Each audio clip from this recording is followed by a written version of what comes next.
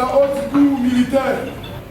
La haute cour militaire, à la tête le général Keba, a confirmé à 70% le verdict rendu au premier degré. Dans les dossiers de meurtre de 2 ressortissants chinois, la haute cour militaire a condamné en appel 6 militaires, dont 2 colonels et un civil, à la peine de mort pour meurtre, association de malfaiteurs. Certains condamnés ont piqué la prise.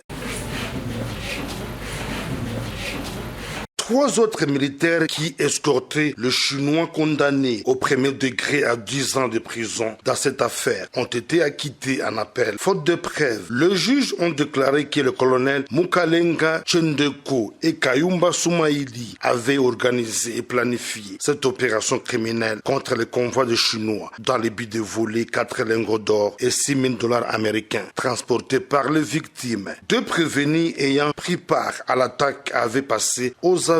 Le convoi revenait d'un site minier d'exploitation d'or et attaqué le 17 mars vers Nderembi, en territoire d'Irumu. Dans le second dossier en appel, la haute cour militaire a condamné 3 militaires, dont un lieutenant-colonel à la peine de mort pour détournement de munitions de guerre destinées aux opérations militaires. 4 autres militaires et 3 civils, dont Madame Solange Makoussi, condamnés à mort au premier degré. Dans cette affaire, on vit leur peine être réduite à 10 ans de prison. 2 civils ont écopé 5 ans de prison, selon l'accusation. Le munition détourné avait été vendu aux miliciens Kodeko, actifs en territoire de Djougou. Solange Makoussi, qui a accouché un joli bébé à la prison, fit un élément déclencheur et à travers elle, tous ses officiers FARDC ont été dénichés. Elle avait été arrêtée en mars 2022 avec plusieurs munitions de guerre sur la route de Bambou. Tous les militaires condamnés à mort sont radiés de FARDC.